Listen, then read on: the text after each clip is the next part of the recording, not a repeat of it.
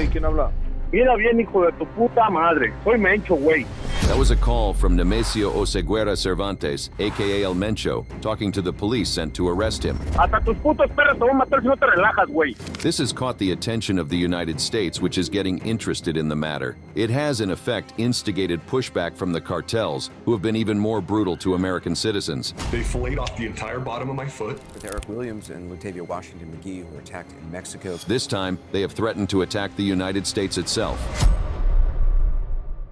El Mencho's threat.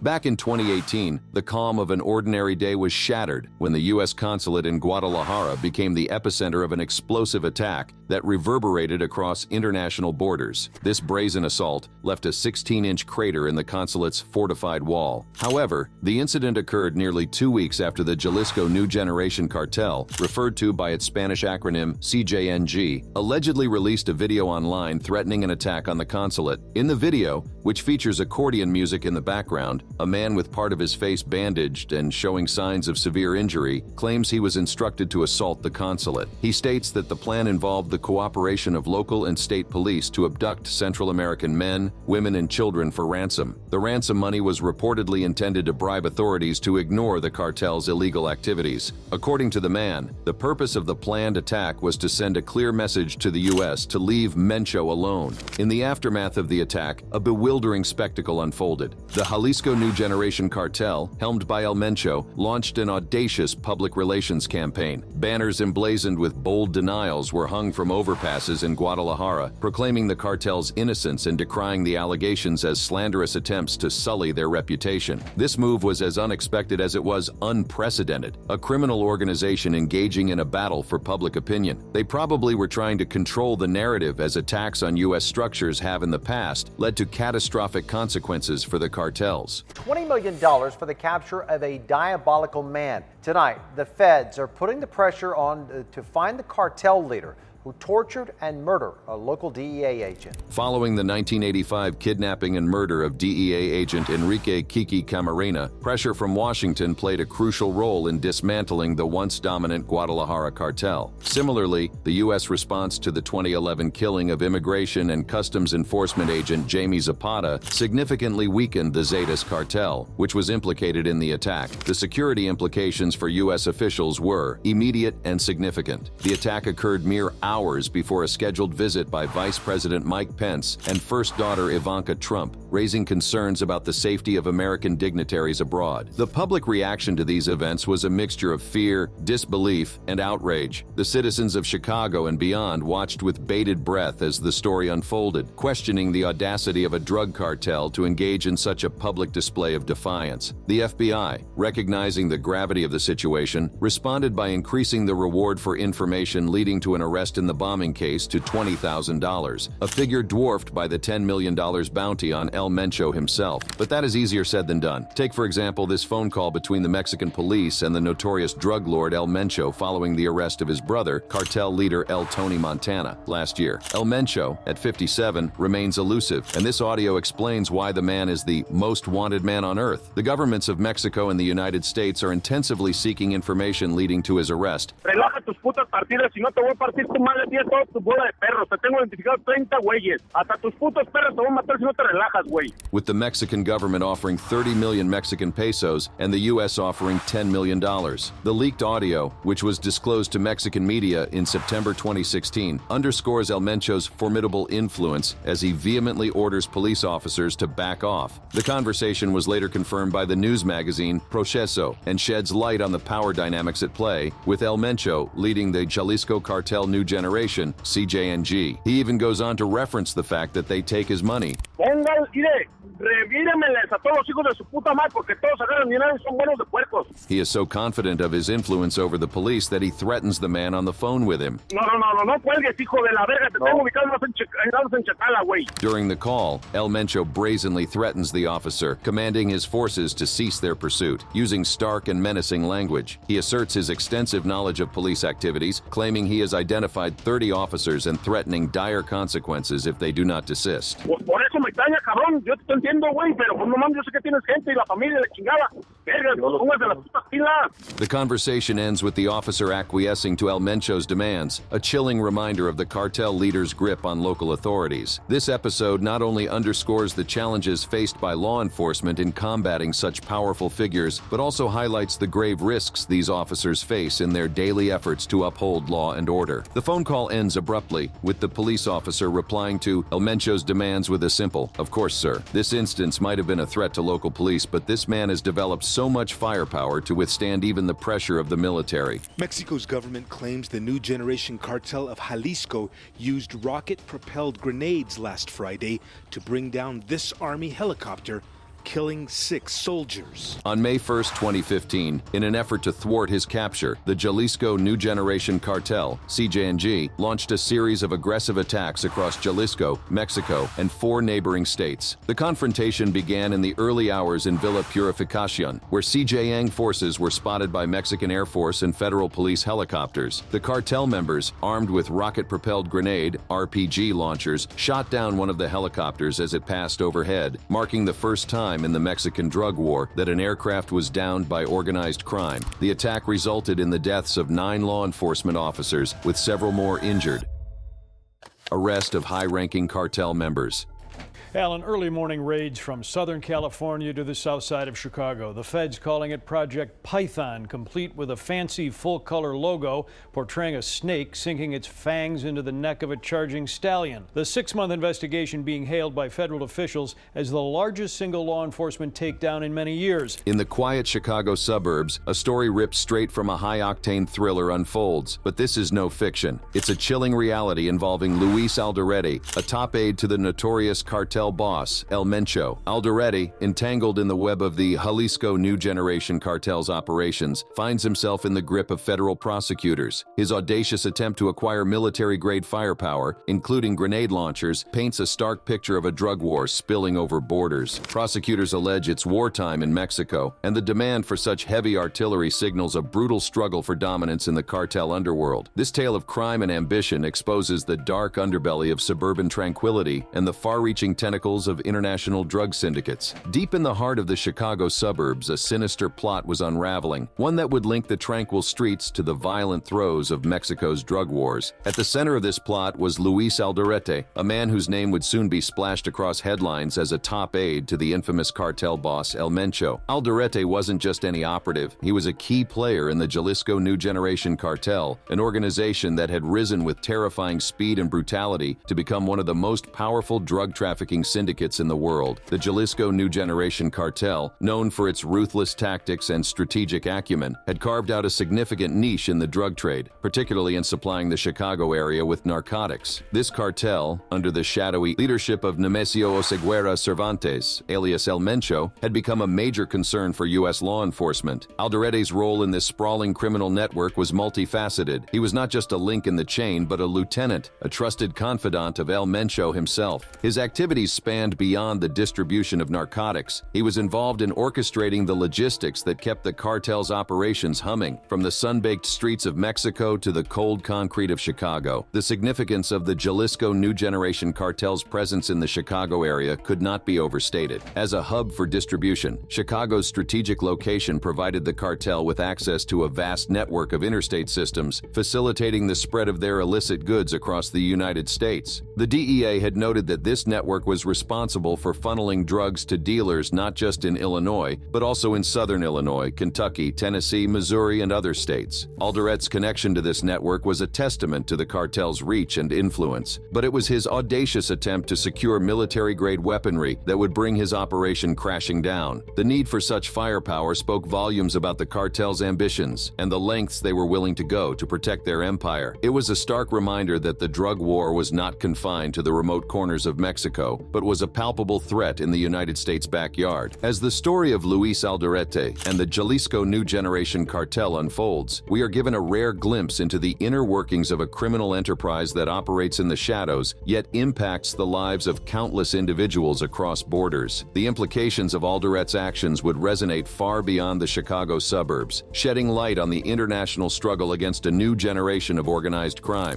Luis Alderete was unknowingly weaving the noose tighter around his neck with every message sent. The recipient of these messages was not who Alderete thought, a trusted associate or a loyal underling, but a government informant working in the shadows to bring down the cartel's operations. As revealed by federal officials, the text message conversation was not about mundane matters, but the procurement of lethal weaponry. Alderete was seeking grenade launchers, assault rifles, and other artillery, the kind of firepower that speaks to the ferocity of cartel warfare. These were not weapons for self-defense, but tools of war, intended for the cartel's operations in the tumultuous landscape of Mexico, where the line between life and death is drawn in the sand daily. The U.S. Drug Enforcement Administration, vigilant and ever watchful, had been tracking the movements and communications of the cartel's members. The DEA knew that the Jalisco New Generation Cartel was not just a threat to Mexico, but had extended its reach into the United States, with Chicago as a major nerve center for their drug distribution network. The agency had been working tirelessly to dismantle this network, and Alderete's arrest would be a significant victory in this ongoing battle. The informant, whose identity remains protected, was a crucial asset in this operation. Having worked with Alderete's brother, the informant had gained the trust of Luis Alderete. The photos of cocaine processing labs sent by Alderete to the informant and the request for heavy weaponry were damning evidence of the cartel's activities and intentions. It was a clear indication that the cartel was arming itself for an all-out war, a war that had already claimed thousands of lives in Mexico and was threatening to spill over into the United States. The DEA's involvement in the case was a coordinated effort that spanned across state lines and international borders. Agents had been tracking Alderete's movements, intercepting communications, and gathering intelligence that would ultimately lead to his downfall. The operation was a testament to the agency's commitment to curbing the flow of narcotics and the violence that often accompanies it. Alderete's arrest was a meticulously planned takedown. On June 18th, he had arranged to deliver a significant quantity of heroin to the informant in Rosemont. Unbeknownst to him, DEA agents were lying in wait. As Alderete handed over the 1.5 kilograms of heroin, the agents moved in, and the trap was sprung. In a nearby hotel room in Glen Ellen, agents found an additional 6.5 kilograms of heroin, further cementing Alderete's fate. The DEA was closing in, and the once seemingly untouchable empire of El Mencho was now on shaky ground. This is one of the most high-profile arrests in the States, but there have been many other arrests and extraditions, including his son. For drug agents tonight,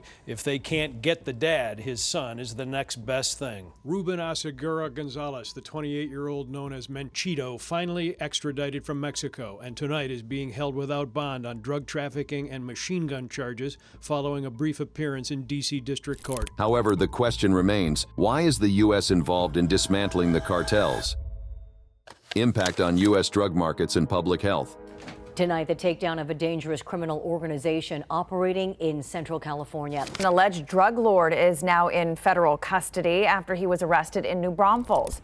A 5-year investigation has netted a 50-count indictment against a powerful Mexican cartel. Eric, Gina, that cartel is called the Jalisco New Generation Cartel, or CJNG. The Mexican cartels did not appear overnight, but they evolved and expanded for several decades. It all started in the 1970s and 1980s, when Colombia's infamous drug cartels like the Medellin and Cali cartels dominated the cocaine trade. Mexican traffickers were initially just middlemen, but as U.S. law enforcement clamped down on the Caribbean drug routes, the Colombian cartels were forced to reroute their illicit cargo through Mexico. Enter the Guadalajara cartel, the first Mexican drug trafficking organization to rise to prominence. Under the leadership of Miguel Angel Felix Gallardo, Ernesto Fonseca Carrillo, and Rafael Caro Quintero, the Guadalajara cartel began by moving marijuana and opium poppies across the U.S.-Mexico border. However, their big break came when they struck a deal with the Colombians to transport cocaine. This pivotal moment marked the beginning of of Mexican cartels' ascent to power. The 1980s saw the Guadalajara cartel's influence swell, but it was the brutal murder of DEA agent Enrique "Kiki" Camarena in 1985 that brought the cartel's activities into the glaring spotlight of the U.S. government. The fallout from Camarena's death led to a crackdown and the eventual fragmentation of the Guadalajara cartel into smaller factions: the Sinaloa, the Tijuana, the Juarez, and the Gulf cartels. Each of these organizations carved out territories, established smuggling routes, and built sophisticated networks to traffic narcotics into the United States. The 1990s and early 2000s were marked by an escalation of violence as these cartels vied for control of the lucrative drug corridors along the border. The U.S. law enforcement agencies, already grappling with domestic drug issues, now faced a hydra-headed monster that was the Mexican cartels, which were not only trafficking drugs, but also engaging in human smuggling, money laundering, and arms trafficking. As the 21st century progressed, the Mexican cartels continued to innovate their operations. They dug sophisticated tunnels under the border, used drones and catapults to fling drugs over the fence, and even employed semi-submersible vessels to transport their contraband. The cartel's expansion into the United States wasn't just physical, but also organizational, as they began to establish cells within U.S. cities to manage distribution networks. The Sinaloa cartel, led by the notorious Joaquin El Chapo Guzman, became the most dominant force, known for its use of violence and its intricate logistics network. The capture of El Chapo in 2016 did little to stem the tide, as the cartel's decentralized structure allowed it to continue operations largely uninterrupted. Meanwhile, the rise of the Jalisco New Generation Cartel, known for its extreme violence and aggressive expansion tactics, signaled a new era of cartel warfare, one that has continued to challenge U.S. law enforcement's strategies and resources. The operational challenges faced by U.S. law enforcement in dealing with Mexican cartels are as complex as they are daunting. These criminal syndicates operate with a level of sophistication and resourcefulness that rivals some multinational corporations, making them an elusive and formidable foe. One of the primary challenges is the sheer scope of cartel operations. The cartels have diversified their criminal portfolios to include not only drug trafficking, but also human smuggling, extortion, kidnapping, and the illegal trade of wildlife and weapons. This diversification means that U.S. law enforcement isn't just fighting a war on drugs. They are battling a multifaceted criminal enterprise that requires a multi-agency, interdisciplinary approach. The cartel's use of technology presents another significant hurdle. They employ encrypted communication to orchestrate their operations, making interception by law enforcement agencies incredibly difficult. The dark web has become a haven for drug sales, and the use of drones for surveillance and delivery of drugs adds another layer of complexity to law enforcement efforts. Furthermore, the cartels have mastered the art of tunneling, creating elaborate underground networks that bypass border security measures. These tunnels, often equipped with rail systems, ventilation, and lighting, are used to transport vast quantities of narcotics into the United States. Discovering and dismantling these tunnels is a time-consuming and resource-intensive task for Border Patrol and law enforcement agencies. Another operational challenge is the cartel's strategy of plata o plomo, which translates to silver or lead. This means that they offer officials and law enforcement agents a choice between taking a bribe, silver, or facing violence, lead. This tactic has led to widespread corruption and has even infiltrated U.S. law enforcement agencies, further complicating efforts to combat cartel activities. The cartels also employ brutal tactics to maintain control and instill fear, both within their organizations and among the communities they impact. The use of violence, including public executions, dismemberments, and mass graves, creates a climate of fear that can hinder community cooperation with law enforcement investigations. This violence spills over into U.S. territory, as seen in the numerous cases of cartel-related kidnappings and killings on American soil. Moreover, the cartel's influence extends into the legal economy, with money laundering operations that are difficult to trace and dismantle. They invest in legitimate businesses, real estate, and even financial markets, using the proceeds of their criminal activities to further entrench their presence and complicate legal proceedings against them. The fluid nature of cartel alliances and leadership also poses a significant challenge. The capture or killing of a cartel leader often doesn't lead to the organization's demise, but rather sparks internal power struggles, fragmentation, and the rise of new, sometimes more violent factions. This constant state of flux requires law enforcement to continuously adapt their strategies and intelligence operations. Lastly, the cartel's impact on the opioid crisis in the United States cannot be overstated. The influx of cheap, potent drugs like fentanyl has led to a surge in overdose deaths, stretching the resources of local law enforcement and public health agencies agencies to their limits. In response to the formidable challenge posed by Mexican cartels, U.S. law enforcement has developed a multi-pronged strategy that hinges on collaboration, intelligence sharing, and innovative tactics. This section will explore the various strategies and collaborations that have been forged to dismantle the operations of these criminal enterprises. At the forefront of the fight against the cartels is the establishment of specialized task forces that bring together various agencies to leverage their collective expertise. One such example is the Drug Enforcement Administration's DEA Special Operations Division, SOD, which coordinates major drug trafficking investigations involving multiple agencies, including the FBI, ICE, U.S. Customs and Border Protection, CBP, and the Department of Homeland Security, DHS. These task forces operate both domestically and internationally, working closely with Mexican law enforcement to target cartel leaders and their networks. Intelligence sharing has become a cornerstone of U.S. law enforcement efforts. The El Paso Intelligence Center, EPIC, a multi-agency tactical operational intelligence center, plays a pivotal role in gathering, analyzing, and disseminating intelligence related to drug trafficking, alien smuggling, and other related threats. EPIC's work is crucial in identifying and tracking the movements of cartel operatives and their contraband, leading to more informed decision-making and targeted operations. Another critical strategy is the use of advanced technology to detect and prevent the smuggling of drugs and other illicit goods. The CBP employs a range of sophisticated tools, including unmanned aerial systems, ground sensors, and non-intrusive inspection equipment capable of scanning vehicles for hidden compartments. These technologies are deployed along the border and at ports of entry, enhancing the ability of agents to intercept cartel shipments before they enter the United States. Financial investigations play a significant role in destabilizing the cartels. The Treasury Department's Office of Foreign Assets Control, OFAC, works to identify and freeze the assets of individuals and entities linked to the cartels. By cutting off their access to the global financial system, OFAC undermines the cartel's ability to launder money and finance their operations. In addition to these efforts, U.S. law enforcement agencies have increased their focus on community outreach and education programs by raising awareness about the dangers of drug abuse and the role of the cartels in the opioid epidemic. They aim to reduce demand for illicit drugs. These programs also encourage community members to report suspicious activities, fostering a cooperative relationship between law enforcement and the communities they serve. Cross-border cooperation with Mexican authorities is also vital. Initiatives like the Merida Initiative, a partnership between the U.S. and Mexico, aim to strengthen Mexico's law enforcement capabilities, enhance the rule of law, and reduce the power of the cartels. Through training, equipment provision, and technical assistance, U.S. agencies support their Mexican counterparts in their efforts to combat the cartels within their borders. Moreover, extradition has become an increasingly used tool in bringing cartel leaders to justice. High-profile kingpins once thought untouchable in Mexico have been extradited to the United States to stand trial. These legal victories send a powerful message that the reach of U.S. law enforcement extends beyond its borders. Despite these strategies, the battle against the cartels is far from over. It requires constant vigilance, adaptability, and international cooperation. That brings us to the end of this video. For more interesting videos like this, click on the cards on your screen.